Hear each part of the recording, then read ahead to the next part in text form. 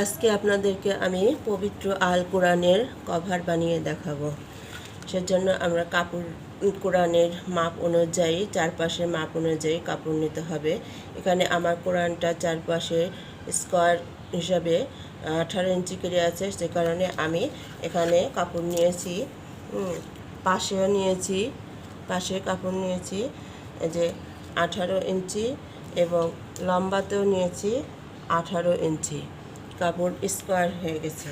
এটা আমি এখন আপনাদেরকে সেলাই করে দেখাবো।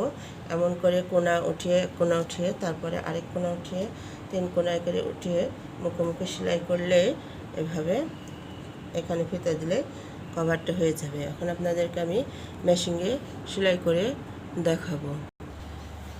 এর জন্য আমাদের এই কাপড়টার দুই পাশে আগে সেলাই করে নিতে হবে চিকন। যে এই পাশে আমি নিয়েছি, এখন এটা ঘুরে এই পাশেও সেলাই করে নেব।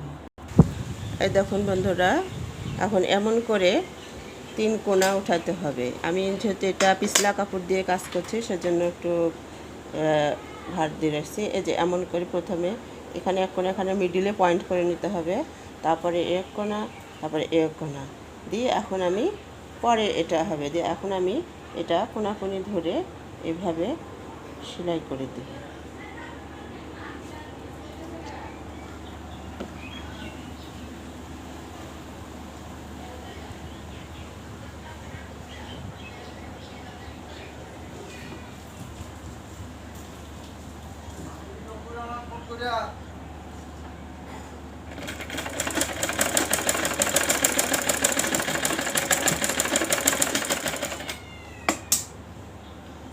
এই হলো আমার এক কোনা সেলাই।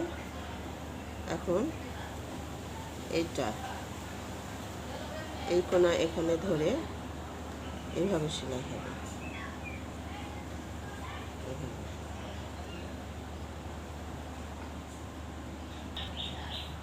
এই যে সেলাই হয়ে গেছে, এখন এটা উল্টিয়ে নেব।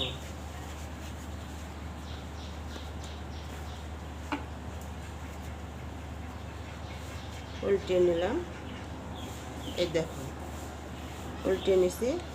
এখন এখানে একটা ফিতা আগেই তৈরি করে রেখেছি, একটা ফুল দিছি, ফিতাটা এখানে লাগিয়ে দেব।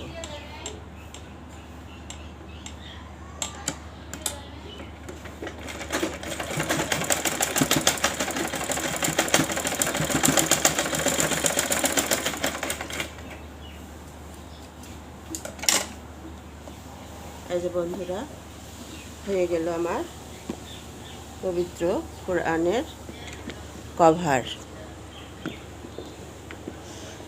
যেহেতু কোরআন আমাদের একটি পবিত্র গ্রন্থ, তাই এটাকে সুন্দর করে রাখার দায়িত্ব আমাদের। কভারটা দিলে যত্নে থাকবে। এমন করে আপনারা বানিয়ে নেবেন।